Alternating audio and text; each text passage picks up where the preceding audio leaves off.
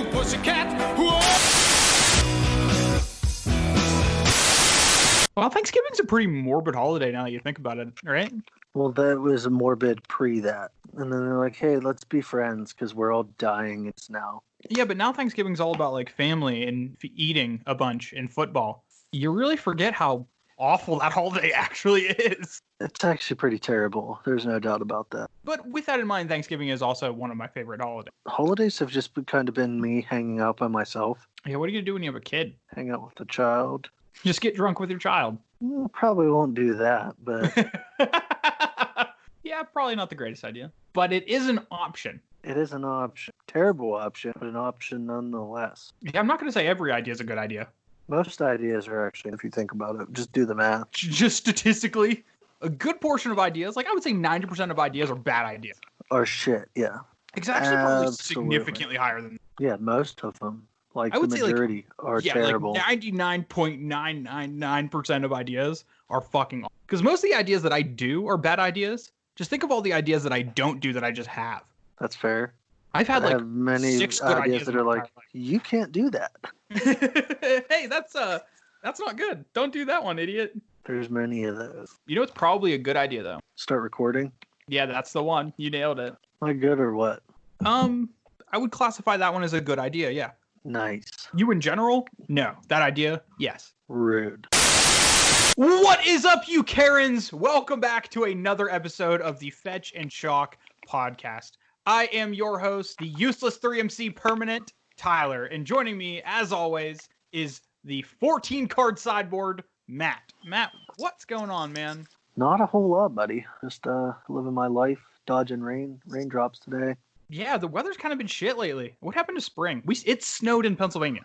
It's supposed to snow here this weekend. Like, it was just like a light, like when I was taking the dog out, a couple snowflakes in between the rain. But I'm like, get the fuck out of here. Fuck weather. off with that noise. What are you doing? It's supposed to be Figure it spring. out already. First we have all this COVID stuff, and now I have to deal with not nice weather. Gotta do what you gotta do, bud. I'm looking homeless now because I've decided just to not shave my beard because of laziness. And obviously can't get my hair cut. So I'm just like descending slowly into homelessness. Yeah, my hair is starting to do the surfer flip. Oh, I'm 100% at that point. I'm just going back in time to high school Tyler, where I had just like obnoxious long hair. The questionable looks of a high school kid. Can't. Oh yeah, my hair was a foot long. You did have really long hair, didn't you? A foot long, and then 12 inches plus. So it's more than a foot. Yes, Math checks out. Today we learned the metric system on the Fetch Shock podcast. it adds up. Did you donate it to Locks of Love, dude?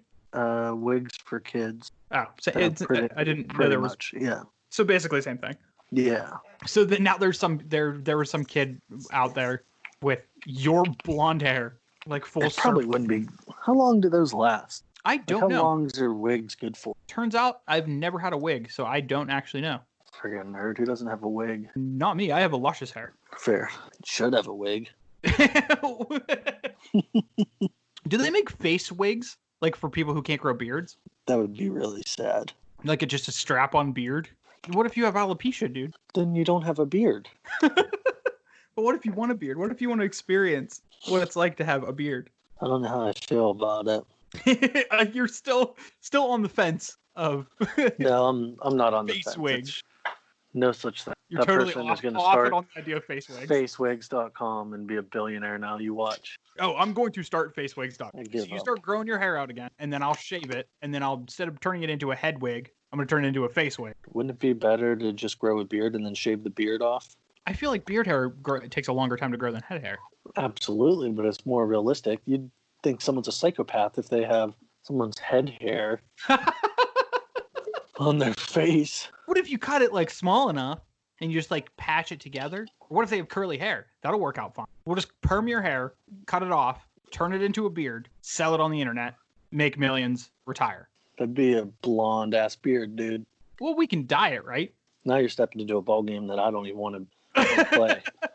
My beard wig empire that we're just going to take a bunch of blonde, shave their heads in their sleep, dye their hair, whatever desired beard color, and just hot glue it to somebody's face. The hot glue is what gets people. Yeah, I mean, how else are they going to... You don't want like to be having a conversation and then your beard just like fall off. Got to get to 6 somehow. Plot What twist. would you do if you're talking to someone with a 6-inch beard and it just fell off mid-conversation? Just like drops to the ground. What Like, do you do in that scenario? I don't Do you know. just walk away? No, I probably got some questions. Like, hey, what happened would probably be the first question I would ask. This got weird. It got weird real quick. You want to like talk about magic or something? No. Beard.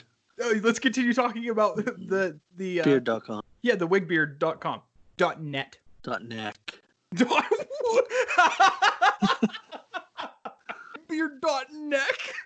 And that's the show, folks. Yeah, and we will see you next week, nerds. God damn it. I give up.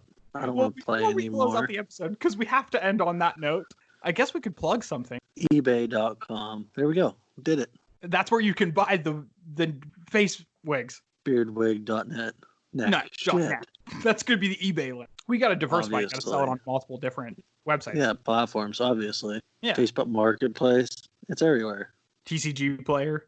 If you want a digital copy of your wig beard, you can buy it on card order. Can we not be friends anymore? No, I would Matt, appreciate that. we have to plug our Discord. Yes, that. Let's do that. We do. We are now the proud fathers of the Fetch and Chalk Discord. That we are. There's Yeah, already so- some folks in there. Yeah, we do have actually a good handful of people. Most of the people are individuals that we have played Paper Magic with. But yeah, so we wanted to get something together on Discord. That's just a nice place where everybody who interacts with the podcast, listens to the podcast, friends, family, can get together and shoot the shit about Magic the Gathering. Because we obviously can't do it at an LGS right now, or in somebody's basement, or at a kitchen table. And I'm not giving my phone number to you savages. But we have a Discord now, so nobody needs our phone number. They could just reach us. On there. Yes. So that works. Yeah, so there's just going to be like a general bullshit one. There's going to be a brewing one, which is already pretty active because Homeless Fabio is testing out some modern decks. Yeah, getting in there. Mm-hmm. There's going to be a section for buying and selling, and if there's any other sections that we figure out that we need, we can just add them because that's how the internet So works. yep, very simple to add channels. Technology, crazy. So by the time you're listening to this, I'm hoping to get the link posted on our Twitter. It'll probably come out the same time that this episode comes out. So go ahead, hop into the Discord, and who knows, maybe even for the 1-year giveaway, being a part of the Discord might up your chances. You cheeky bugger, you. Listen, I got my mind on the prize, giving away the prize at least. You're all in the it time. to win it, huh? Well, I can't win it. What if I just entered and then just randomly just pulled my own name, and be like, oh, cool, all these things that we got, I'm just gonna send them to me right now. You'd actually have to drive somewhere to mail them to your house. That's the Go to the post office. stipulation. Go to the post office, give them my address. They just put it directly into the box, and the next day I come and be like, oh my god, I have mail. Wonder what it is. Yeah. Like, what the fuck is this guy doing? I just spent He- $7 to give myself the exact thing that I was mailing out. A real lonely person. I mean, yeah, it's quarantine, man. Everybody's lonely. True. But Very, to very escape true. the loneliness, Go to the Discord. Boom. go to the Discord, exactly. And you can interact with me. You can interact with Matt. You can interact with other members of the Fetch and Shock Army. Or the daddies, or whatever we're calling the Spicy Boys. Whatever I we're forget calling what we everybody called. else. Yeah. Whatever. I'm going to make that a room in the Discord. Who are we? And just see what people come up with. It's just just a hot debate about what the fuck are we actually calling people, because we have never settled on a name, and we probably never will. Absolutely. We'll never settle on it. No, that's kind of the joke, right? Yeah. Seems like it. That's just a running gag for the Fetch and Shock pod. But yeah, hop on in the Discord. Come say what's up. I mean, I've been checking it every day. I have it just like live updated in my phone. So if anybody posts anything, it just gets shot 1s and 0s directly to me. Beep, boop, beep. That's what it goes. Boop, beep, beep. Yeah, that's the sounds of the 1s and 0s. Yep. Flying through time and space and hitting me. Absolutely. Well, Matt, have you been playing any Magic lately? I know you were dabbling with the old school through video. Still just old schooling it up. Play once a week. How's that been going? Good. I finally finished my main board. Didn't get all beta like I wanted, but some of the stuff in beta is like $100 and it's only good in old school. I'll eventually get there. It's mostly unlimited in beta with 2 revised cards outside of my mana base. Well, it's about the journey, Matt. If you take time and build this stuff up, then it feels more of like a deck building process. True. That's kind of what I miss about early Tyler Magic, having an idea for a deck and then not having the cards, and then like waiting to find the cards at like a shop or something. Or trading with other people. Yeah. Also, what the Discord is good for. That's true. The buy, sell, trade section. Oh, look at that. I love how you're just having all the tie-ins right. You're on your shit right today. I'm trying my best. You're doing a fucking bang-up job, bud. I'll tell you what. You have been playing some old school. I am still addicted to Ikoria drafts, and I am still addicted to Commander, and I am still addicted to Standard. The exact opposite of what I've been interested in. We gotta make sure that we spread our love out to all the different formats that Magic has. Yeah, that's fair. Yeah, so I've still been kicking people's teeth in with the cycling deck and Standard. That's a good deck to just like jam like 5 or 6 games in like a half hour, and then just be like, okay, well, I've done this too many times. Let's move on. Been 2 in it. Yeah, and Ikoria Limited, still fun, turns out. It's starting to get less fun. It's starting to get less fun because people are now on to the tip of, hey, cycling is just disgusting. Now you can't get the deck that you want to play. Yeah, I mean, it's just like the single best deck in the format, and there's not even kind of a close comparison.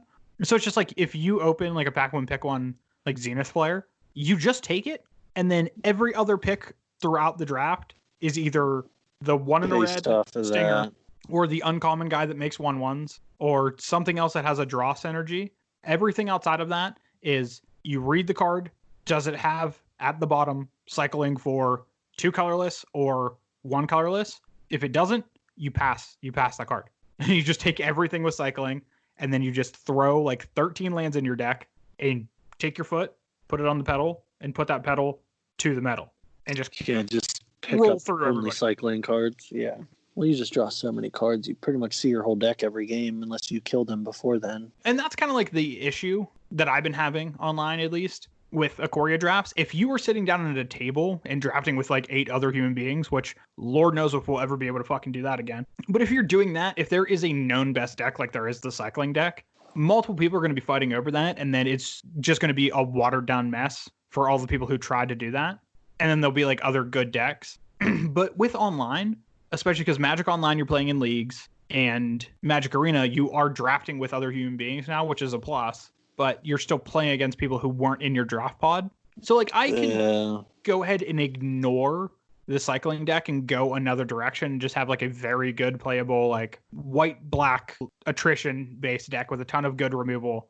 And like I will have a very good, very solid, very playable deck, and then win a ton of games. And then I can't even tell you how many times I've like 2-0'd a draft and then on Magic Online, and then jumped in for the last game being like, oh, this is a 3-0 deck. Like I could totally win with this. And then in that last draft, I just am playing against the person who got the stone perfect for the cycling deck, and I have 0 chance whatsoever, and I just get crushed. And just get shit on. Yeah, that is the one bad thing about drafting and then playing outside of a pod. I always like playing in the pod better. Yeah, I agree. I mean, being able to fire off a game whenever you want and not having to wait for other people in a pod is just better than playing inside a pod, I think, especially for digital Magic. Yeah, you're probably not wrong. Frustrating sometimes when you're like, even like on Arena, I'll run through and I'll get like 5 wins and like maybe catch like 1 loss. And then I'll just like randomly after those 5 wins just get thrown against perfect cycling deck, and then just get rolled and have no way of coming back and just getting just absolutely ground into the dirt. Can't do anything about it. Because it's not like you can like really have counter magic in this format. There's a couple counter spells, but none of them particularly good. Just gonna get shit stuff. Yeah, and if you worry about like just holding up counter spells, you're just gonna get crushed by either the Stinger or the guy that makes 1/1s or the Fox or something else. And then the second you don't leave counter magic up, you get Zenith flared in the face for 13, and you're just dead. That seems a bit rough. Mm-hmm. Zenith Flare seems so good. Yeah, that card's fucking busted. It's so good. But speaking of cycling... Seems like it. Speaking of cycling. What are you cycling? Speaking of cycling. Lance Armstrong over here. I am Lance Armstrong, but with 1 more testicle. No, wait, 3 more testicles. What? I was like, wait a minute. Yeah, do the math. That doesn't sound right. But speaking of cycling and testicles, I brought my love for cycling into another format that I am now addicted to, Commander. Yeah, you were telling me about this deck. Yeah, I have taken my wood nickel form and decided to adapt that into a nice little mono. It's not mono Ikoria cards, but a lot of the cards in this deck are Ikoria. Over 50% of the deck, I think, is Ikoria and Amonkhet, because those are the most budget-friendly ones. It's also probably some of the best cycling cards for cycling 1, which is for sure. Seems important. Yeah, big time. But yeah, I built a 5-color cycling deck. I'm listening. There obviously are not any 5-color commanders that have anything to do with cycling, but there is Corona the False God, and if there's a commander to play online right now, Is that the it's Corona. 5-color one? Why is that? The name.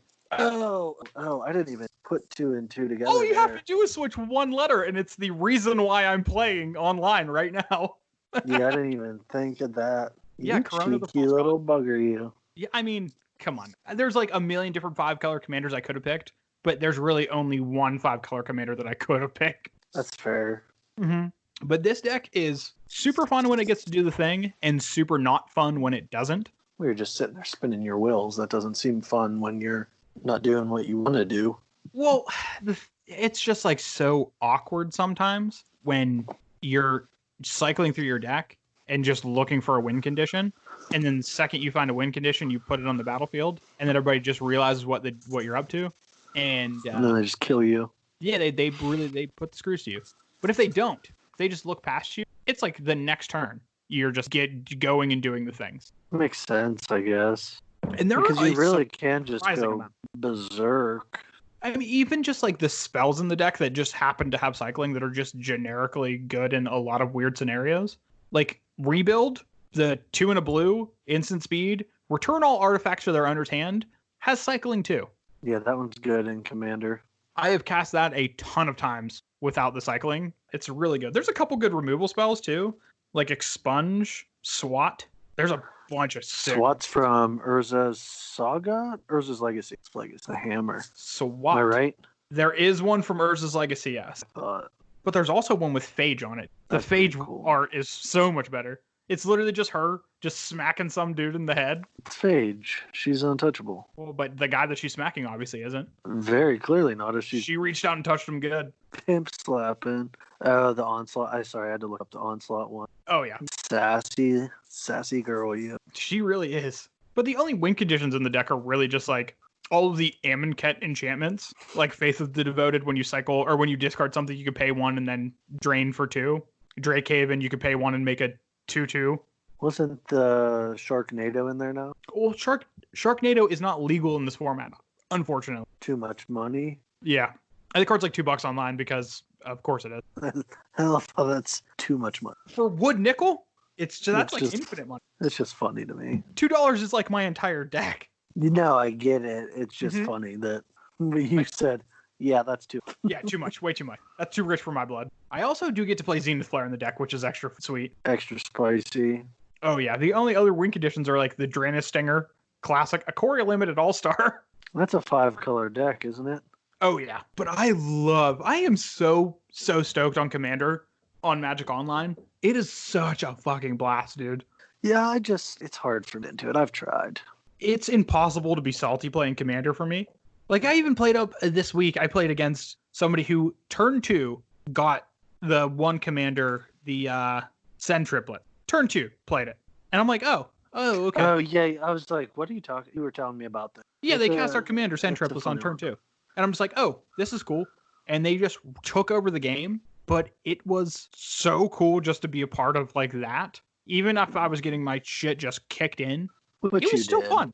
It was still fun. Which will happen to that deck. I mean, or with that start, I guess, not that deck. Oh yeah, no, yeah. I don't think anybody's beating that unless they just like immediately swords it.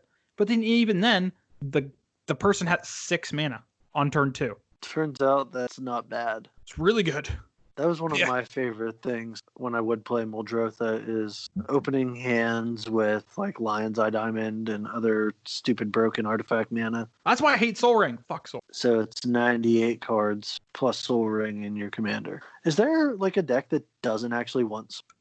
No, I don't put Soul Ring in my decks because I hate the card. Yeah, you're I'm above sure there's everyone. like We some get deck it. out there that I'm thinking that's just We like, get wait, it. listen, I am nothing without my virtues. You're nothing in general. You could have just stopped when you said I'm nothing. You fucking sound back. That was a good one. That was clever. Clever girl. Sure. If you can keep telling yourself. Thanks. Appreciate it. But yeah, I've been having a blast with this deck. Well, I won with it once with my friends, and I will probably never play with it against them again because it turns out this is just a combo deck. But just having a budget deck online that I can just take into the normal commander rooms and play against people who are playing real decks and still have a chance, that's a neat thing. Yeah, that's actually that is fun of that format. Like you can still have fun with not quote unquote tier style decks. Is there a tier list for what is it called? Something nickel, wooden nickel or something you call it? Wood nickel. Wood nickel. I don't know if there's a tier list because there's 4 people that play it. And you're 2 of them. me and myself are 2 of them. Bud is the 3rd. Oh yeah, my dog Budweiser, he also plays. He was the one who sent triplet. Yeah, he was actually playing Send Triplets with like Soul Ring and Send Triplets. That's obviously over the price, the price of the format. Yep. See, you get it. You understand what it's about. No, Bud understand what it's about. Obviously, I know nothing. Yeah, clear. You're trash. How dare you? When your dog Compare is a better yourself to Magic player Bud. than you are, Compare yourself to Bud. How dare you, sir? how could I? How dare You you? know, this deck was fun to play for. If I'm ever feeling like frisky and want to play a competitive game, this is probably something that I will maybe fix up and maybe push over the budget. But really, this was just something to satiate my cycling hunger until Well, if you I can get my hands over on- that, yeah, if you get over that budget, that deck would actually be pretty decent. They literally just sure. made that new commander that lets That's you what I'm cycle your saying. first time for free. Yeah, Yeah, I want to get my hands on that commander so bad. yeah, you could probably do some wild things with that. Oh, I can get real frisky with that. So the second I can get my hands on that in paper, that might be something that I pursue. Well, you know what, buddy? I'm getting rid of a bunch of cards. I probably have a good amount of it. If you have stuff for cycling, I might take them off your hands. I would probably be able to find that list when you post it in the Discord, I'm assuming. Yes. Oh, yeah. That's what we were talking about. So I've been trying to disrail it for a while now, and you keep trying to bring me back. You're I'm doing gonna such post. an awful I'm gonna job. post like an Excel sheet or Google Doc or something in the Discord. So if you want to buy some stuff or trade some stuff, I'll definitely have a list. A lot of the stuff I want is older for old school or pre-modern, but may have some shit. And that you can find that on the Fetch and Chalk Discord. The brand new Fetch and Chalk Discord. And you're gonna post that somewhere. Yeah, I'll right? post it on the Twitter. At Fetch_Chalk on Twitter. There you go. Plug Plugged. City over here. Nailed it. That's what I'm here for, man. I figured. But Matt, you want to talk about some other formats outside of Old School and Commander? You mean Luris? Yes. Do I want to talk about Luris? every and the format, other 74 cards? every format, including Modern, Legacy, Standard, Pioneer. Yeah, it is just mono Luris. It's mono Luris for sure. And like even on the shout out to the Fetcher Discord, on the Discord, we even had a conversation that just Modern is just unplayable if you're not playing the fucking stupid companion. Even then, it's still pretty unplayable. But yeah, to your point, yeah, it's literally just taken over everything. Yeah, so I've dubbed this the companion effect that has happened to Magic. We are now under the spell of the companion effect. I can get behind that. That's a decent one. And it's similar. I mean, the closest thing that I can compare right now to is a couple years ago when we had Eldrazi Winter. And everything literally just warped around that. Yeah, especially, well, that was mostly Modern. But yeah, everything just turned into, okay, I am playing Eldrazi or I am playing a worse deck. But even then, there were some decks that could beat Eldrazi. I mean, you could even say like Hogak was very reminiscent of that. I disagree. Decks couldn't beat Eldrazi. The only decks that beat Eldrazi were Eldrazi. Use it was that just one upping. Yeah. Yeah, it was one upping because like originally it's the colorless Eldrazi, and then it turned into the red-blue Eldrazi, and then the blue-white Eldrazi, and then the red-green Eldrazi was the Eldrazi that like was the go big Eldrazi. Yeah, it was just Eldrazi decks that were built slightly different to metagame against the other Eldrazi deck. Yeah. That was the entire format. That now was the entire format. We have that pretty much the same thing in spades, except for instead of Eldrazi, it's Luris. And companions in general. Because, like, in Legacy, I saw that there was a lands list that we were talking about a little bit earlier. Yeah. I don't know if we were talking about it under the recording or whatever, but No, it was before we started recording, but you did mention that you did see like a lands list and they're playing the Gigantha. red green that can be your companion if nothing in your main deck has more than one of the mana symbol. So no double green, no double blue, etc., etc. Which they didn't have that really in the first place, so didn't change the deck a significant amount. I think it was LSV who tweeted it because he's like, the Luris decks are having like their mana shit. Yeah, because most of it's like Delver variants and they're just not playing basics. So yeah, they're you're like, super you can soft to wasteland them out and port. But even if we're just gonna if we're sticking on the topic of Legacy, the format has been so warped by Luris, where it's just like the existence of Luris Delver. The data they released from the past, I believe it was either the Legacy Challenge or the Legacy like Super Premier event or Super Qualifier. I mean, it was like 75% of the meta was Luris variants. 75%. That's a lot. And sure, there was like, you can split up that 75% chunk into like Luris Miracles or Luris Delver or some other version. Like Elves is even playing Luris, even though you can't use it as your companion game one because you're playing Craterhoof Behemoth and you're playing the Archon in your main board. Game two, if those cards don't do anything in the matchup or just not as potent in that matchup, you side them out and then you could just play Luris as your companion games 2 and 3. And the card is so good, it's worth that missing sideboard slot for game one. I mean, no deck is like, okay, I absolutely need 15 cards. That card is so powerful. That's like it's like another 5 cards in your sideboard. Yeah. Even though you're going down technically 1 card, it just opens up so many possibilities with the cards that you have.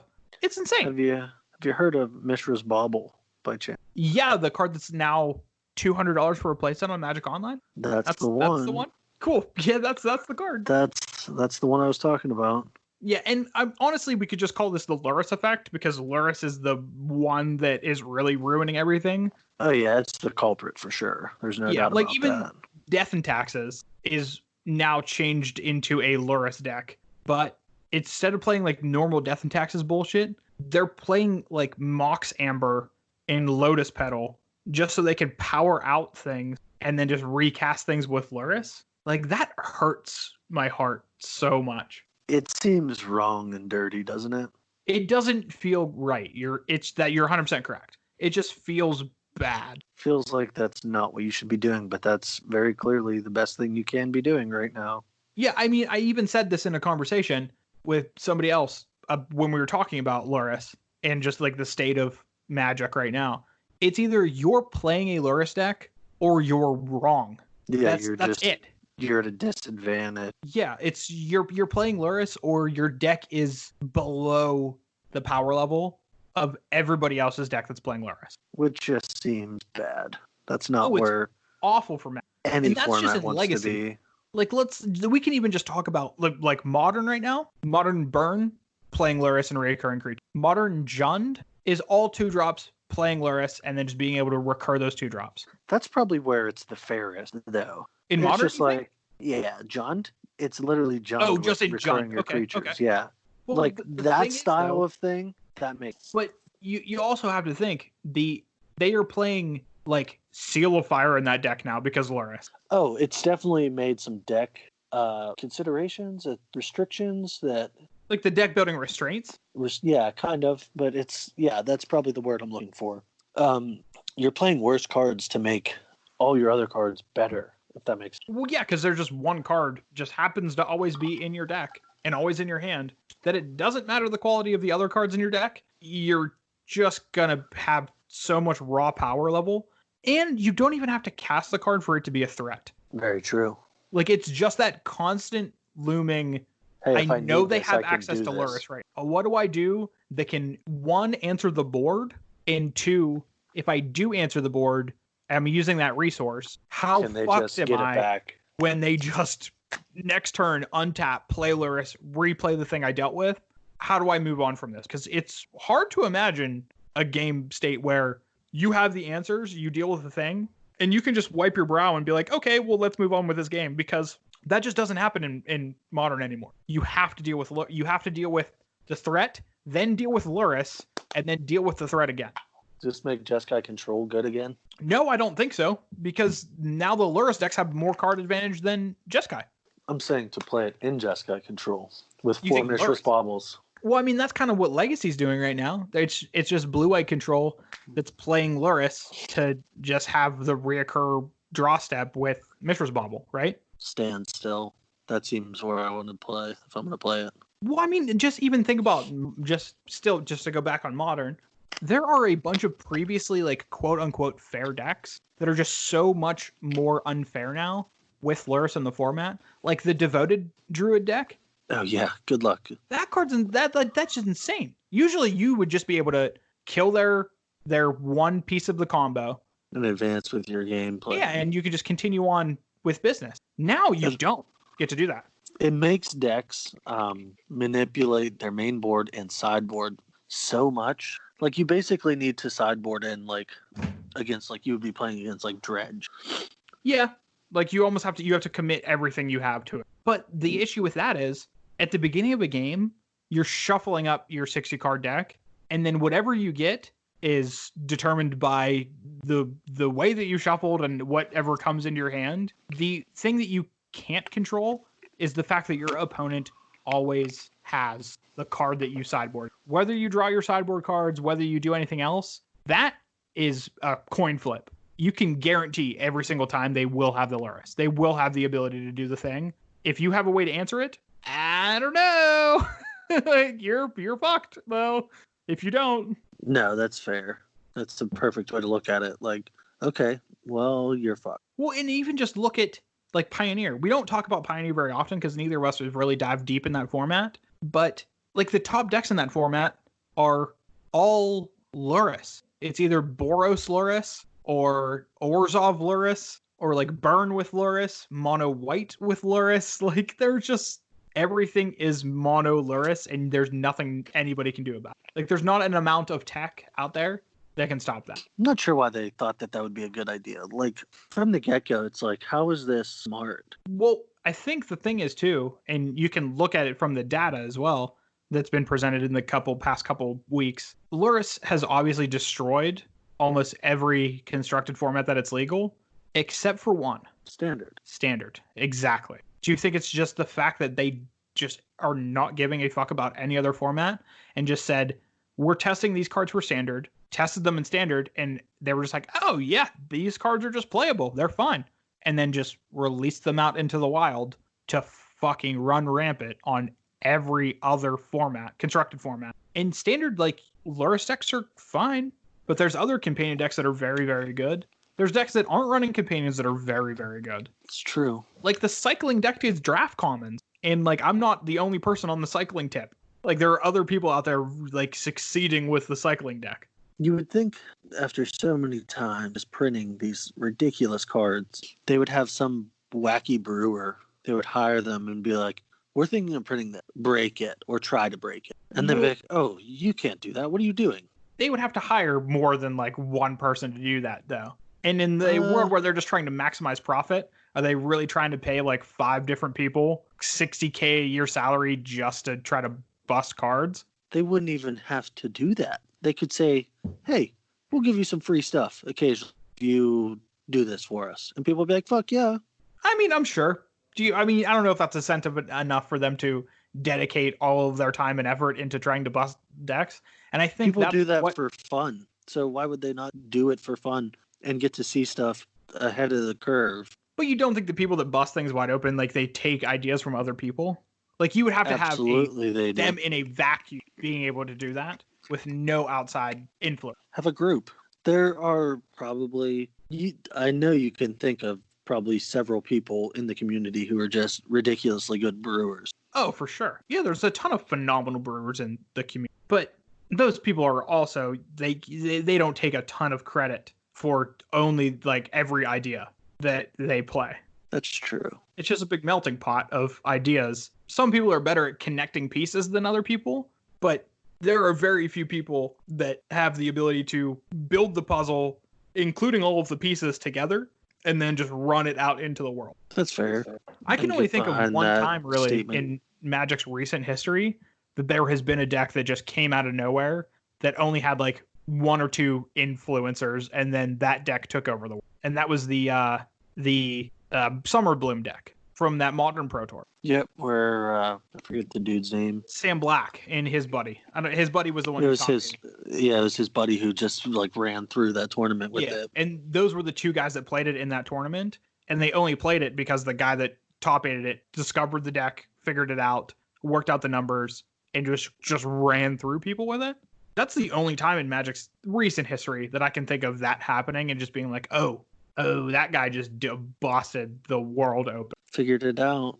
Yeah, that guy was solely responsible for a card getting banned. Yeah, because people are like, oh, this pile of cards is actually good. Yeah, he started the fire. He don't need no water. Gotta let Modern burn. There. I was wondering if you were going to continue that. Oh, so of course I am. But okay, so this begs the question. We talked about how Luris, but companions also are just ruining every Eternal format. What is the logical step moving? Ban companion. Just ban the mechanic. Yes. And this is one of the things that I think you and I agree on full-heartedly, 100%. Doesn't happen often, but when it does. You know it's correct. Yeah. I think companion, not just Luris, but companion needs to get the hammer drop. Yeah, because if Luris gets banned, it'll just be a different one. Exactly. We had this conversation before that, sure, Luris is the outstanding good card out of the companion. He's one that's just like right now. Yeah, that is the one ring to rule them all. But if you get rid of that one, what is then stopping any of the other companions from just sliding into that spot? Because inherently the companion mechanic is so powerful. It's busted. Yeah, it is just such a gross mechanic that if you ban Luris, what's stopping like Gigantha or Garuda or Obosh from just stepping into that position and then becoming new Luris? And then they ban that one. And then another one of the 10 companions step in and crush and become the new Luris. Yeah, until it's just, there's like 2 left that are unplayable. You'll have the creature one, the 4/5 for 4. Oh, the one that says all of the cards in your starting deck have the same type. Yeah. So Umori. Creatures. Yeah. It makes creatures cost less, I think. Well, it makes anything of the type that you choose when you cast it cost less. Yeah. You could have an all instant speed deck, and this guy works just fine. Control deck, and he's your finisher. Yeah, I mean, you could do that. I mean, Lutri seems pretty bad in Modern. Is that the fork one? That's the is it one? Yeah, that makes you have each card. Yeah, he's just in your starting deck have a different name. Like a singleton deck is pretty rough in that format. Yeah, for sure in that one. Yeah, I don't know. I'm off mechanic. Or off of that mechanic. I think a lot of people are. Yeah, I think the only logical step forward is to put the hammer to it. And I think at this point, we probably would have gotten it killed if there were paper tournaments. Yeah, people would be cleaning house, and that'd be all there is. Yeah, but because there obviously isn't paper tournaments, do you think that they're going to wait until paper tournaments are a thing again for them to hit it? I don't know. I guess, I don't know, because hasn't online just garbage fire? It has, but you know what online hasn't done? What? Sell packs. Fair. So yeah, they're going to have all the people buy them. And that's what I'm worried about. I'm worried that that's Wizards why I haven't bought one. Identified that this... I don't think Wizards is dumb. I think they know that the companion thing has gone way too far out of hand. I don't think that they are... I think they are selfish enough. They are going to let it ride on Magic Online and Magic Arena because they don't really see a ton of profit, at least as much as they would from selling actual physical product. They're not going to see as much profit come from that as moving packs with these cards. And because the companions are so strong that now everybody needs a Luris to play competitive paper Magic, they're going to let paper tournaments come out, let that fester for a while, and then ban it after they've made their pennies. I genuinely think that's going to happen. I could see that for sure. Which is so scummy. It wouldn't surprise me. Oh, that's such a brutal maneuver, though. Yeah, it's kind of shitty, but it's their card game, you know? Yeah, but just for the health of the formats. Like, I love Legacy. Everybody knows that I am one of the biggest proponents of Legacy. I don't want to pick up Death and Taxes like ever again at this point. Like, my deck is unplayable. Yeah, and just get curb stomped by everyone else. Yeah, you just get rolled. Like I said before, if you're not playing a Luris deck or playing a companion deck, you're wrong. And I think that's 100% correct.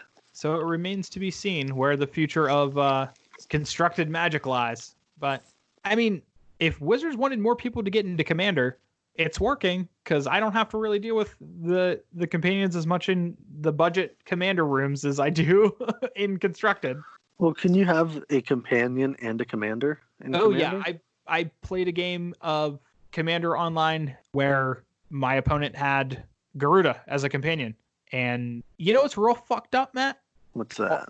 Almost all of the clones in Magic are an even converted mana cost.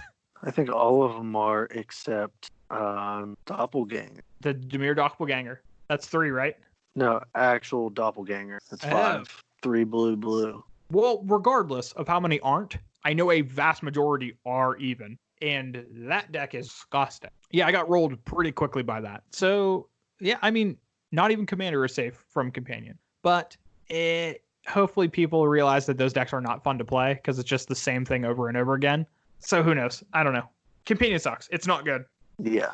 If we're taking one thing from this, Companion is garbage. Well, actually, it's very good, but that's why it's garbage. It's so good. It's so broken. Now, Matt, there was another thing that happened this week that I want your take on. I've been waiting all week I haven't brought it up to you. I've been waiting all week to bring it up on air, because I just am interested to hear what your thoughts on this are.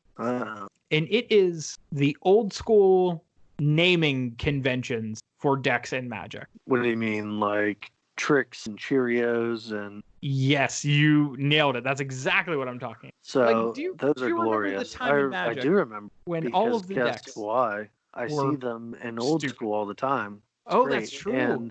And pre-modern, like Machine Head is a name of a style of deck. It's black-green with like artifact creatures, and it's fantastic. People who've been playing Magic for a while, or even just are into the history of Magic or older formats, there was a recent change, I would say within the past 5 years, where decks have went from unique names to just color, and then a card that's in the deck. Grixis Delver, Rug Delver. Well, now it's Temur Delver. The most recent one I can think of is a modern deck, Eggs. Oh, that's not even a new modern deck. No, but that's the newest one I can actually think of. Yeah, I mean, even with stuff like Amulet Titan, that's just 2 cards in the deck. Yeah. Devoted Druid, or Devoted Devastation, I guess is the new name, because they're playing Devoted Druid and Finale of Devastation. You see it a lot more in pre-modern with blue-red Tricks, which is the Illusions of Grandeur Donate. The reason why I bring this up is there was some Discord on Twitter just kind of discussing the old naming convention of Magic, where whoever came up with the deck just named the motherfucker whatever they wanted. Which is glorious, yes. And I was interested to hear your take, whether you think that is a good thing or a bad. I think it's good and bad. It depends on what they name it. If it's something dumb, then no. And there are decks like Noble Fish. So Brian Noble came up with the vintage deck that was green creature aggro with control elements. It was a pre-Delver deck. Okay. However, now Fish, if I say Fish, what does that refer to? That would be Merfolk. That would be Merfolk. Or specific, another one that comes to mind is Kelly Oath. So Brian Kelly innovated a different type of Oath strategy where instead of playing these big dumb idiots that you could never ever cast, he played castable creatures with a lot of control and stuff like that, so he didn't have to rely on Oath of Druid. Yeah, sure, that makes sense. Brian Kelly is a genius. He's next level smart. And even those naming conventions are abundant in Legacy too. Tin Fins. Yeah, that doesn't tell you anything about the deck. Nick Fit tells you nothing about the deck. Team America, the pre-Sultai Delver Sultai deck. Which none wasn't of these even decks created by Americans, which is funny. No, that was a European deck. Mm-hmm. Yep. Is the best part. But yeah, none of these decks tell you what the deck does. But if you were around when the deck name was popularized, you kind of know it by that heuristic. Yeah, you know exactly what it was. Yeah, like Canadian Threshold, that's just Rug Delver. Yep. Well, and you could just say Canadian Threshold and people will know that that's just the Rug Delver. That was actually a pro team who came up with that because they started playing the 1/1 that became a 3/3 hexproof when Threshold. Yes, Nimble Mongoose. I couldn't think of that was the Nimble Mongoose Rug deck. And there is part of me that really, really loves that naming convention. There's part of me really fucking hates it. But I think overall it's pretty funny. I think Magic should go back to just letting people name decks whatever the fuck they want to name them. Well, even if, like, at a tournament you've put in some other deck that even is like a brew, they'll just put, let's say it's some 3-color combo deck. They'll just say, like, blue, white, black, and then, like, the main namesake card in the deck. Or they might not even do that. They would just say it is just the colors. Yeah, they would just say WUB. Yeah, it's a real bummer. That's it.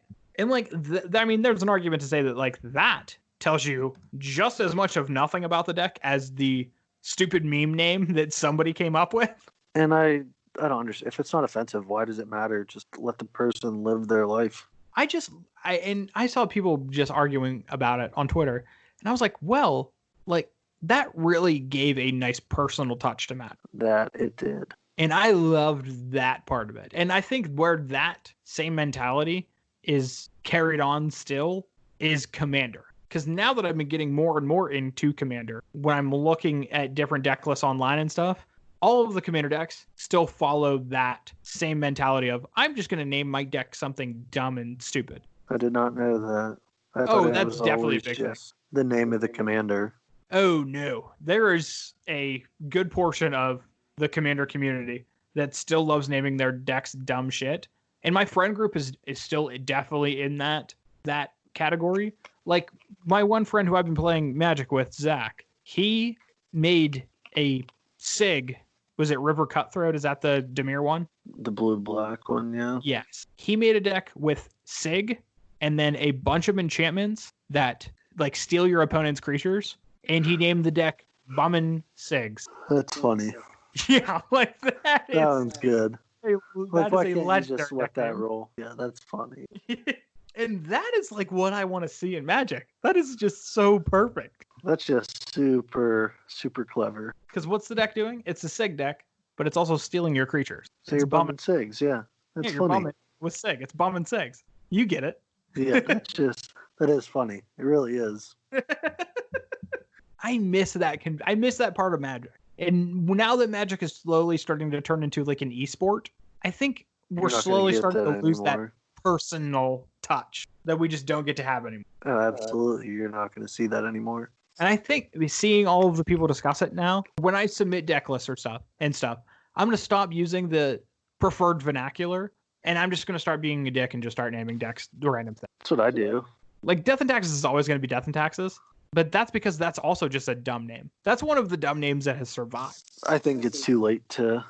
prison creature. Yeah. Mono white prison creature. Well, even like the prison concept, that name in Legacy is still kind of survived as like the Stompy deck. Because it was originally like Dragon Stompy, right? With a bunch of big red dragon idiots. And then you played a bunch of prison artifacts. And now every deck that people play that play those same kind of things. Style, yeah. They're all mono just red or mono Stompy. green. Yeah, green Stompy or red Stompy. Yeah. They just take like some concept, like Eldrazi Stompy. Although there was a white deck for a while that was like humans or knights. It was Knight Stompy. It's because it's aggro. Totally aggro, dude. One of the ones that I really miss is Junk, which is now Absent. Because it's like, it's just all good junk. Yeah, just a pile of cards. Junk. It's a pile of junk. That was like one of the first ones that I heard of that I was like, what the fuck is that? And they're like, oh no, it's just literally just black, white, green cards. Yeah, just good cards. And like, sure, the negatives are that you don't immediately by hearing the name know what the deck is all about.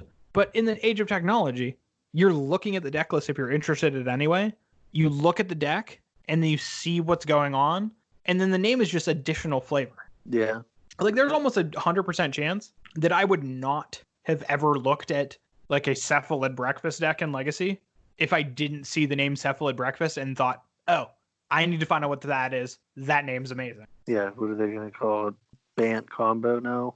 Isn't it Bant or is it blue-white? It's Bant. But yeah, like cephalid combo, I guess you could call it. Because cephalid is still a important card in the deck. Yeah, it's the reason for the deck. Yeah, it turns out that is a combo piece. I don't know. I just saw that this was a thing, and it might have just been a conversation because people are bored because there's nothing else really going on. Yeah, that's fair.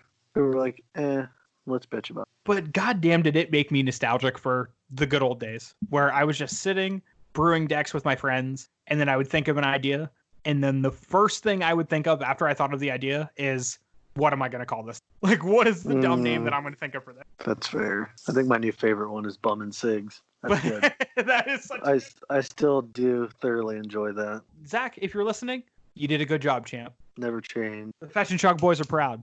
And if you want to tell Zach how good of a job he did with his deck name, you can do it on the Fetch and Shock Discord because he is a member. I was wondering who that was. I saw someone come in after everyone else. I was like, who the hell is this? But now I know. Figured it out. You figured it out, bud. I tried my best. Yeah, so this is the Fetch and Shock PSA to start naming your deck's dumb shit. Bring that back. And I will enjoy it. Maybe we're just going to make that a tab in the Discord. Name my deck. Or give us your shitty deck names. And we'll just, every month, we'll just have the best deck name of the month. I can get behind that. That's actually kind of sick. Matt, you know what else we have a favorite of? Not of the month, though, of all time. Oh, our top 5. We do have a top 5 favorite. And this week, our top 5 is going to be top 5 tokens. I figured it out. Yes, the non-card permanent that we all know and love. Me and Matt, we're gonna break down our top 5 of them. Matt, I'm assuming you brought your list. I did. Let me bring it up. Well, while you're bringing it up, I'll start off. I'll go through my honorable mention. Okay. My first honorable mention, and this is going to be an absolute surprise for you. My first honorable mention is a 1/1 white soldier creature token. Shocker. Specifically the ones produced by Elspeth, Sun's Champion. I love that card. Knight Errant also makes tokens. It does, but Sun's Champion just does such a good job. She makes 3 of them for a plus. Does do a better job, yeah. Get out of here. God, I loved that card. That's still one of my favorite planeswalkers of all time. Hardcore unplayable, but yeah, now at least. That was like a good finisher in Modern for a while. And it would like crush that standard. Yeah, that was the best thing you could be doing in Standard. Oh, hell yeah. That card's sick. Another honorable mention that I have is, and this is going to be an honorable mention because I feel like these tokens don't get the love that they deserve. Because they're often represented by not a token, but just a card. I'm talking about Manifest, Morph, and Embalm token. Those tokens really don't get love, man. They're too often than not just flipped over versions of the actual card that they're representing. Yeah, that's very true. It's just easier that way. But man, do I love Manifest and Morph. Embalm too, just because I had to throw it into that category. But like, you can still get those tokens. Like, those tokens still exist. They do exist. It's just the fun. They do exist. And then my final honorable mention is more of a card than a token. And it's only the card because it doesn't have a token. Matt, do you know what it is? I do not. It is Ophiomancer. Oh, is that the black snake or something? That is the 3-mana creature that at your end step, if you do not control a snake, you create a 1/1 black snake creature with Death Touch. You create a token of a token 1/1 black snake creature with Death Touch. Matt, there isn't an actual printed 1/1 black snake with Death Touch. They don't exist. No, they don't exist. What a shame. So I know what your 2 of your top 5, probably 3 of them now. Oh goodness. I think I already know what your number 1 is, and I was gonna make it an honorable mention, but I wanted to leave this suspense for you. Get it up there. I'm sure it's pretty. 1000% I do. Yeah, it'd be a cold day in hell if I didn't. To not know what it is, yeah. Emphasis on the cold. Yes. Because there's a thing out there, a type of precipitation possibly that is cold that might have something to do with the token. Now you're not. No, but yeah. So my honorable mentions, the old zombie tokens. Do you know what I'm talking about? Like the set they're from. The unset ones, right? Because there was like a goblin, like almost the first tokens, like that they're like kind of like set in a little bit, like they're like very old border I don't even think it's unset. Hold on, I'm gonna try to find it. The But unset for like the goblins is incredible. it might be the unset. You might be correct, but I'm not positive. If I they're the thought they same ones were I'm thinking of, older they came than out the same that. time. It's the first unset. What, Hinged. unhinged? Is that it? I don't know. I honestly don't know. Looking it up right now. No, Odyssey. Oh, you're talking about the Odyssey ones. I see the unhinged, like the Squirrel token and Pegasus token, like the textless ones that are just pictures. Those are so sick. No, these are like $10 each. Yeah, they're Odyssey. What set is it from? But Odyssey. Oh, I'm going to have to look this up. Now, this is just because of... Oh, yeah, these are sweet. Now, this is just because of the look of the token, right? That and none of them look like that. Yeah, this is a very unique token style. Are they foil? No, I don't believe so. Oh, they're like a slate on the outside, but they kind of look almost foil. I don't believe that they are. They could be, but I'm I don't pretty think sure they are that they're either, not. but they are sick. God, these tokens are cool. That and then the O1 plant. From Odyssey? No, just the O1 plant. Oh, just in general, O1 plant token. Yes. Is there a particular token generator that you're fond of with that one? No, not at all. Now, did you think of your top 5 in matters of cards that produce the token or just tokens in general? Tokens in general. Oh, we took a very different stand on this then. I kind of like this. Yeah, probably. Yeah, because all of my top 5 picks are because I love like the card or like the environment that the tokens were produced in. Maybe not the tokens themselves, but the things that the tokens represent to me in my brain. I gotcha. Yeah, I just went strict tokens. I love this. This is the first time this has ever happened. Yeah, I think so. We really didn't talk about this much. It was just... I was just like, hey, what do you think about tokens? And you're like, yep. And I'm like, yep. And then we went. Well, I guess that's not true. I did a little bit of both. That was like half and half. All right, well, why don't you set us off with your number 5 pick? So you will be familiar with this one. It is the Germ token. Oh, a little bit of Batterskull action. Living weapon. Oh, Black Germ. It can be the Batterskull one because that's really what it is. Yeah, I love that. That's a real good one. I am Where a sucker for Where did you O. get with that? For my number 5? Yeah. My number 5 is actually... I think I could have given you 100 years of guessing, and I don't think you would ever guess this token. My number 5 is the 2/2 green boar token. Yeah, I would have never guessed. Matt, do you know what card produces a 2/2 green boar? Yeah, it's the blue thing that exiles. Curse of the Swine. Yeah, I knew is the it. card that you're referring to. I wouldn't have guessed that you would have picked that, but I know exactly what you're talking about. Oh my god. Just because I love Curse of the Swine so much, if I ever build a blue commander deck, there's a 0% chance that Curse of the Swine is not in the deck because I love that. It is my favorite blue wrath of all time. Way, way, way better than Cyclonic Rift. It's just more useful and more fun because you get to give people green swines. Yeah, you get a pig, you get a pig, you get a pig. I turn into Oprah every time I cast Curse of the Swine, and I love it. And the art on the actual token is so good. It's like a warrior or a soldier from Theros turned into a pig. So the pig just has like the little skirt and the sword and the helmet just laying around it, and it's just a pig now. Absolutely incredible. Yeah, I think you had some of them. You have them, don't you? Oh, I have easily more copies of a 2/2 green boar token than any other token in the history of Magic. Fair. I love that card. All right, Matt, you want to hear my number 4? Yeah, I suppose. So let's hear it. My number 4 is more based off of a set than a specific card, but my number 4 is the Clue token. I didn't even think about that. All mine, I'm not going to lie, they're creature tokens. Yeah, but man, I love me a Clue token. Yeah, that is a token. Hell yeah, it is. Thraben Investigator makes it. Thraben Inspector. Or Inspector. This is the second time I've every time. Yeah, in the top every 5. Every time you talk about it, it's Thraben I Investigator. totally blow it. Yeah, it's one of my favorite cards. I can't get the name right. Tireless Tracker also makes it. Bygone Bishop makes it. The only cards that make it are obviously from Shadows over Innistrad, but holy shit. The Clue tokens in Limited, the blue-green Clue deck, one of my all-time good, decks. yeah. There's a very wide margin between that deck and other decks in Draft because I had so much fun with that deck. Unbelievable. And the clues, just be able to play a card, get the Clue token, and then just cash it in later for a card when you don't have anything else to do. That is Value City, baby. Oh, that's so good. Yeah, that seems pretty good. Because it is. That's why. Yeah, it seems good because it is good. Matt, what's your number 4? So my number 4 is broken into 2. Would you like to take a stab at what it is? Broken into 2. Is it like 2 separate tokens, or are they like tokens that have something to do with each other? Both. Oh, this is a tough one. Is it Morph and Manifest? No. So this is the 3/3 Death Touch and the Oh, 3/3 Worm Coil Lifelink Engine. Worm Coil Engine token. So when it dies, it's a 3/3 Death Touch and a 3/3 Lifelink. That's a good. Oh boy.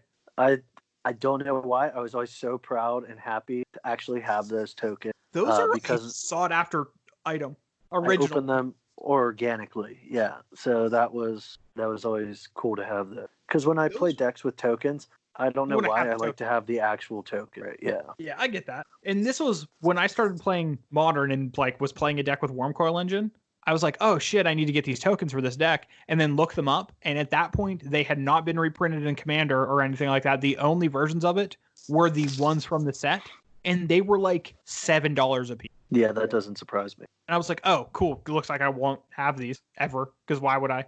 But yeah, those are some sick tokens. Yeah, they're like just looking on Card Kingdom, they're like $6 and $9. Yeah, they're very good. And now they've been reprinted a couple times. Yeah, which is wild. That's a good one. I figured you would like that. I have to follow up a strong one with that.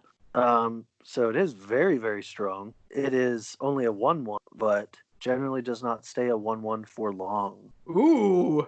Riddle me this. What am I talking about? It's a 1/1 that doesn't stay a 1/1 for long. I'm assuming that is because it has a mechanic on it that gives it a +1/+1 for each non-creature spell you cast. Ding, ding, ding. It is a 1/1 monk. Yeah. Yep, that's my number 3 is the 1/1 monk token that Monastery Mentor produces. That's a really good one. Seems quite innocuous, but specifically in Vintage, you get 1 or 2 tokens off your Mentor. You don't really need Mentor anymore. No. You can kill pretty easily with 2 guys because they get big very quickly. Yeah, all you have to do is sling spells, which is all you really do in a Mentor deck. So, yeah, that's a really good one. So that's my number 3. I also have some of these. I also have Brian. I can't think of Brian's last name. The artist? No, the fucking Vintage player. Oh, it's gonna really bug me. You'll think of it later, and you're just gonna yell it out. I'm looking him up on Twitter because it's Pittsburgh really guy. It's really bugging me. He won Eternal Weekend. Corval. Yep, Corval. Brian Corval. Yep. Corval. It might be Koval. Koval or it's Koval. But I even have a couple Brian Koval versions with of his the token. SCG one when he won SCG with regionals. I don't know what it was, but yeah, or the SCG that like one. invitational. The invite, yeah, that one. We figured it out. Yeah, very cool. I was really bugging me. But what is your number 3? My number 3 is actually your number 5. Ooh, The good old Germ. The Jeremy boy. I do love, and because of obviously Batterskull. Yeah, checks out. Living Weapon is such a sick mechanic, first of all.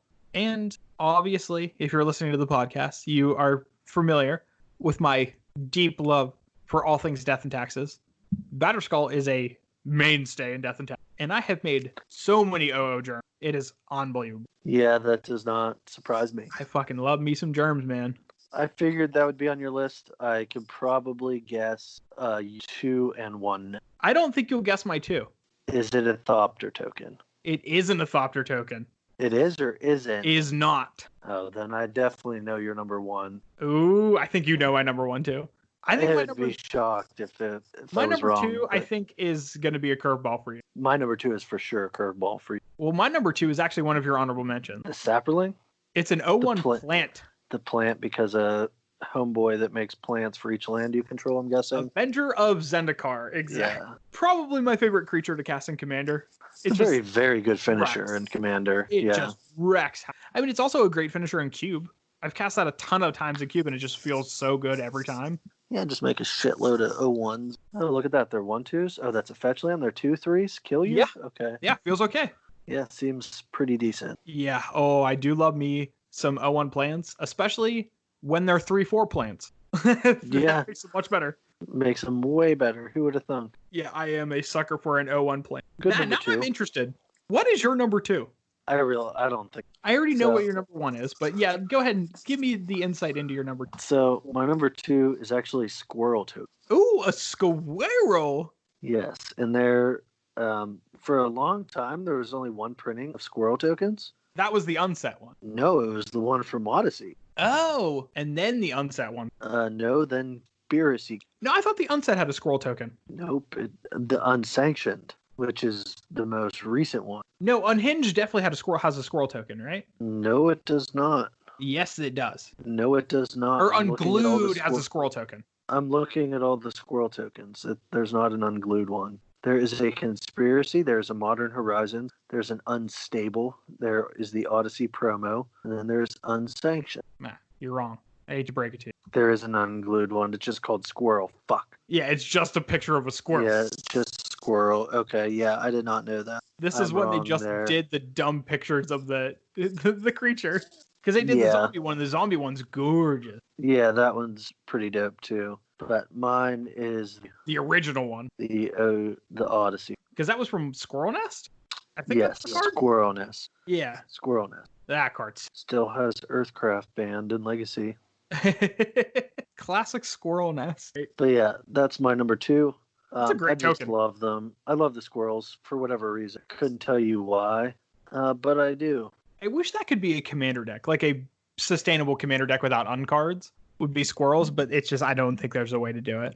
Yeah, Deranged Hermit is not a legend, I think. No, unfortunately not. If you allow uncards in your commander group, then yeah, it's totally a thing that you can do. But without uncards, it's just such a far cry from being an actual deck. Yeah, well, I can't think of any actual legendary squirrels that aren't in set. Matt, what year is it? It is 2020. I wonder if the year has anything to do with your number one token of all time. Nope, the Flying Indestructible what did it. So, that was the thing that did it? That was the thing that... So, yeah, my number 1 is obviously Merit Lake. Clearly my favorite token. I love that land and its abilities. Still one of my favorite cards to this day. Merit Lage 2020, baby. That's where my vote's going. Should.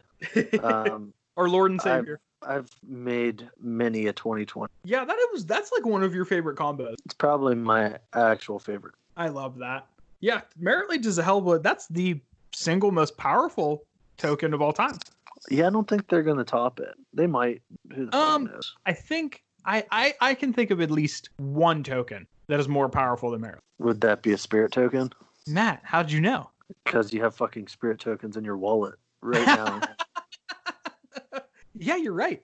I know I'm right. A weird segue into my number 1 favorite token of all time. It is 1000% the 1/1 flying spirit. Yep, I figured as much. That's not surprising to anyone. Yeah, like Matt alluded to, if you open up my wallet right now, you will find exactly 4 copies of the 1/1 flying spirit from Innistrad. Because I never go anywhere without... Because, I mean, what if you casted Lingering Souls, Matt? And I don't have spirit tokens? And you don't have the spirit tokens. You got my back. What are you ever going to do? Hope that you're around so I can say, Tyler. Hey, pull out your wallet, bud. You got some spirits in there, bud. Yeah, dude. Listen, your boy, I always keep that motherfucking thing on me. You do. I'll give you that much. I do love me some fucking spirit. And I just love casting Lingering Souls. First saw that, I was like, you shitting me. And then you thought about it and you're like, wait, that's genius. But is it No, that's smart. When you cast a card like Lingering Souls as much as I do. Big ol' smart. Yeah, extra smart. Like if you're not prepared with tokens, what kind of Magic player are you? That's fair. You're literally always prepared. Yeah, if there's one thing I am at, it's prepared. But you know what's a cool thing that we offer? I'm surprised you didn't. I was gonna put our token. I almost did. I was gonna use that as an honorable mention, but I wanted to throw the plug in at the end because fair. All of our top 5, it just doesn't mean anything because you can just get a token that is everything. You are not wrong. It's all the things all in one with the fetch and shock token, Matt. And you out there, if you want a token of anything. It's everything from a 0/0 germ to a 2020 Merit Lage. And everything in between. And everything in between. If you would ever want a token, any viewers out there, all you have to do, slide in them DMs at fetch_shock. And we will prepare you tokens with custom art drawn by the talentless Tyler or Matt. and we'll send them directly to you. That we will. And charge. if you want, you're a much better artist than I because I have actual zero. Yeah, you have like I have Zero zero talent, talent. but you have like negative talent. I have less than absolutely. Yeah, it's like -5 talent. That's even being a little bit generous. Yeah, but we can draw absolutely awful, unrecognizable art on a token, and we will send it directly to you. All you have to do is ask. That's fetch_shock, or you can slide into the Discord and do the same thing. Yeah, We're just just gonna make ask. We have them. A new room, just dumb token requests of your token and then the shitty art that you want on it. I don't know, dude. You made some pretty good ones. I have made some really nice ones in the past. Like the ones I made for Corey were pretty prime. And the goblins I made, pretty prime. Yeah, my yours germ were token solid. of just the guy coughing, that one's very good too. I have a 3/3 elk that is a steaming pile of shit.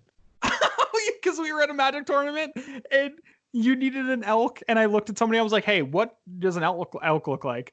And the guy was just like, I don't know, a pile of shit. I'm like, perfect, nailed it. Just a complete stranger. And I just drew the shit emoji on a thing. I was like, hey, I got you an elk, bud. I said thanks. I used it. Yeah, it did the thing. It did the trick. So yeah, your shit. Too You are funny. awful token ideas. Send them to us, and we'll either send you the awful token or I'll keep it in the collection forever.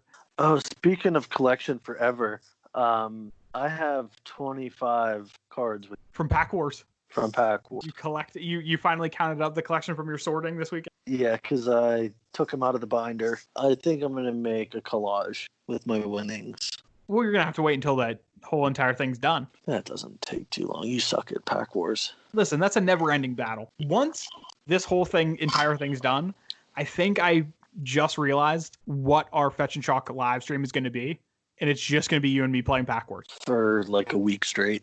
Yeah, we're just going to do start buying like a packs now. 6-hour stream of just you and me crushing through Pack Wars. I think the ultimate Pack War is a pack of Alpha or Beta. And then you're just going to use like a Black Lotus to crush me, and I'm just be like, well, gotta sign it. Fuck you, no. Give it to Actually, me. Oh, God. That is the rule, I guess, huh? I don't think that I could do it. You have to ignore the rules of Pack War. You're not wrong. It's a time Okay, on- we're not doing Beta just for that. I would literally unfriend I'm you glad you rethought in that. life. You would be unfriended for sure. Worth it. I got a Black Lotus out of the gig. God damn you. I love it. Matt, are you ready to close out this episode? I suppose so. Well, there's only one more thing we got to do then. Is it you asking me or am I asking you? I think you're asking me because you gave me the shout out last week after you won. That checks out. Yeah, math checks out. So we got one more thing in store, and that is our game for the week, which is lovingly referred to as accumulated knowledge. So in this game, we go to the Scryfall website and we hit the random card generating button. A random card pops up and one of us asks the name of the card. The other one has to give the mana cost of the card. If they get it right, they get a point. And if they don't, they don't get to play with tokens ever, and they have to be the chump that's unprepared for the rest of their Magic. You get to make a token on your life pad. Oh, like this rip one's out a piece of paper. softball.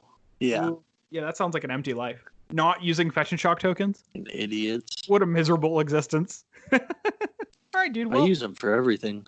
oh my I make goodness, proxies we've used them out as of 'em. proxies. We've used them as everything. This has now just Life become a plug pads. for our tokens.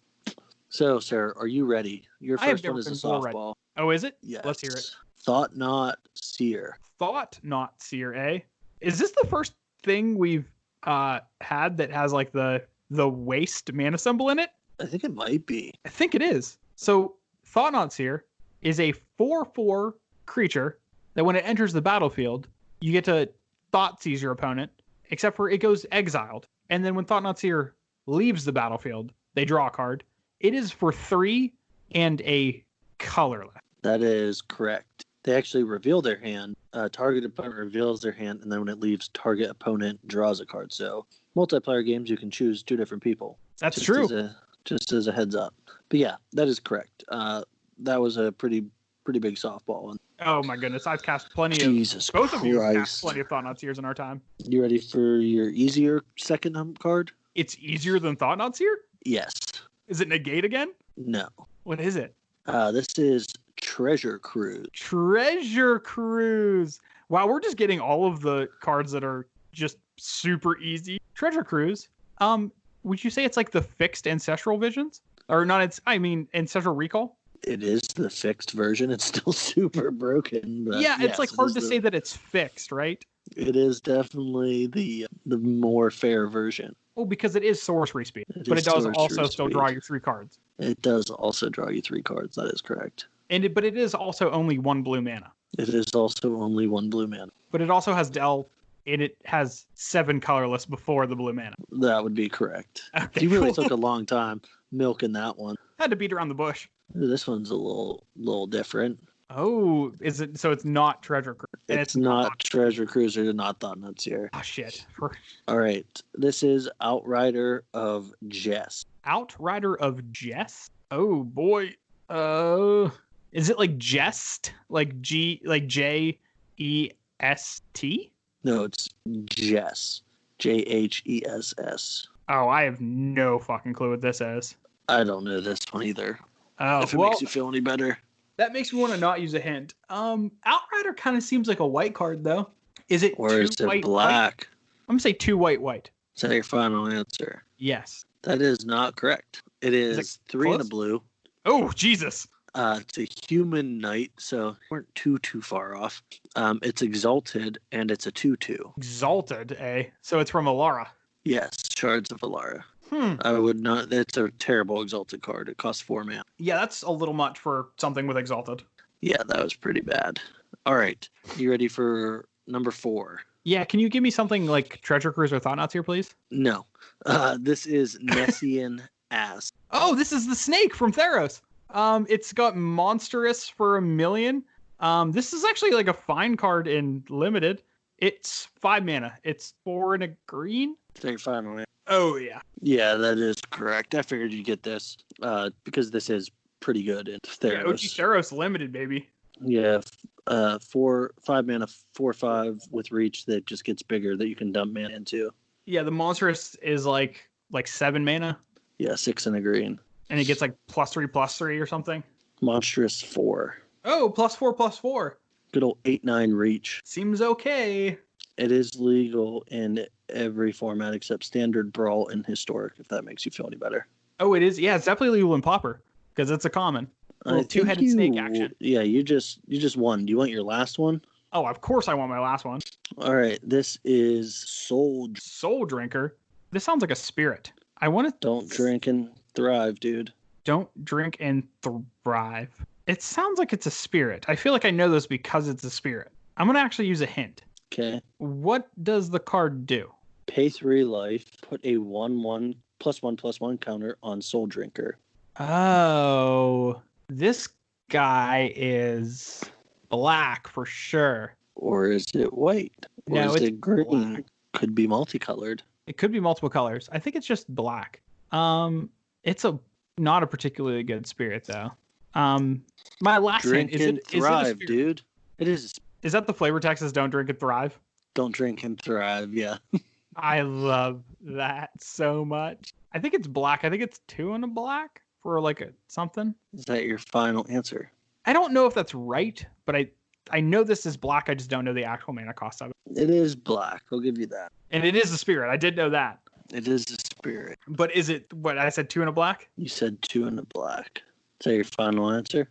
Yeah. Is that what it is? No, it is 3 and a black, but pretty God close. It's 4 mana 2/2 where you can pay a bunch of life for a minimal effect. Oh. This is originally from Tempest and then reprinted in Doldex Divine versus Demonic. Yeah. I just remember looking at like for Spirit Commander stuff and then seeing this card and being like, oh. Yeah, not that great. No, it's not definitely bad, not. but not good. Because I was specifically looking at Esper colored spirits. That's not surprising. Because I wanted to play blue-white, obviously. But I wanted to play black so I could play Lingering Souls. Because I wanted to make 1/1 white spirit tokens. In Commander, yeah, sure. That checks out. Yeah, big fan. Well, I got some easy ones. Yeah, you actually... Oh, yeah, you got... First 2 were cakewalks, and your 4th one, I figured you would... Was bread and butter. Be able to crack that down. Yeah. Yeah, give me a good card for Theros Limited. Yeah, that seems okay. Yeah, that did not surprise me. Oh, I'm the big winner, baby. I love this. Especially when it's nice and easy like that, where I just walk through it. I'm a big fan. You really did walk through that one. You could have made it a little bit harder. I tried my best, but it wouldn't let me. The Scryfall gods were not smiling down on me this day. Yeah, they were not on my team today. Oh, you didn't want me to succeed, Matt? You prick. Absolutely not.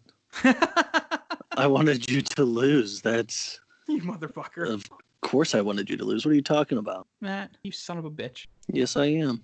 Absolutely. Well, I get the last laugh because I also get the shout out for the... Unfortunately, you also get the shout out for the week. That would be correct. And that is correct. That is correct. But this week, I'm going to shout out a guy who is a fellow Magic podcaster. If it's Corey, I quit and I'm never coming back. It isn't Corey. I think Corey's already got the shout out. So we've already used he's already used his fair karma. amount. Just kidding, no, Corey, but not really. I'm going to shout out another podcast. He also does YouTube stuff, and he also streams on occasion, and he also has a very cool Discord that I'm a part of. It is Magic with Zuby. I think we did Zuby before. Did we? I think so. I don't think we did. I could have sworn we did. Whatever. I'm cool with doing Zuby again if we did. I'm fine. Well, if we did, this is our first double thing. We've had so many episodes. He deserves it. The fact that we haven't done one twice so far is actually a miracle. Yeah. Almost an entire year. But yeah, like you said, if this is our first double, then he earned it. Yeah, that's acceptable. Because Zuby's the man. But yeah, Magic with Zuby. Again, he's podcaster. Has great conversations with a bunch of different people in the Magic community. If we don't get on an episode of Magic with Zuby after our 1 year, I'm boycotting Magic. I think you said that before. I'm pretty sure we did do Zuby. Am I just repeating myself then? Somebody go back for that reason alone. 50 episodes and tell me if I did the thing. But yeah, Zuby earned it. You can find him on Twitter at Magic with Zuby. And also on his Twitter, you'll be able to find links to the podcast. You'll be able to find links to his YouTube, his Twitch, his Discord, all of the things. And Zuby's a stand-up guy. Big fan. Yeah, you're not wrong. So that is either a great shout out or a great repeat shout out. But regardless, it's still a good one. Yeah, either way, it's still a good one. Hell yeah. No doubt. Well, no Matt, diggity. There's a couple other shout outs that we can give before we close this out. Because we definitely didn't do it last week. Did we not? No, we got ourselves out again. We forgot to shout out ourselves, which is that if happens. you're looking for us on Twitter, fetch_shock. If you're looking for Matt on Twitter, it's @itsbop. And if you're looking for me on Twitter, it is @basiclandbin. And if you go to fetch_shock on Twitter, you'll be able to find a link to join the official Fetch and Shock Discord channel. So do that. We really didn't, did we? No, we totally blew it last week. That could be worse.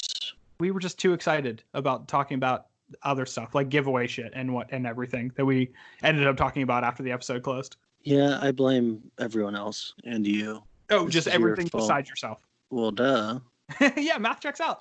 Why would I blame myself? The infallible Matt, incapable of wrong. That should have been pretty obvious from the get-go, bud. Matt, we still have to decide what we're doing for giveaways. I'm probably going to end up trying to post something this weekend about it too, because I should be getting the goods in tomorrow. The rest of it. Hopefully. The playmat should be coming in either tomorrow or early next week, and the rest of the cards for the commander deck should be coming in tomorrow. I think you just spoiled the playmat thing. No, I think we talked about that before, didn't we? Not on the podcast now. Oh, well, here's the spoiler, ladies and gentlemen. One of our other giveaways is a custom Fetch and Shock playmat. If we didn't say it before, now you know. Yeah, I'm pretty sure we didn't, but that's okay. But if you don't know, now you know. The more you know. Insert Reading Rainbow thing. I was like, what are you talking about? But I understand. I get it now. All right, dude. Well, before I ended up throwing away any more spoilers, let's close this boy out. Yeah, before you screw it up. We probably already screwed it up at this point. Most likely, yeah. Before we screwed up more. We will see you later, nerds!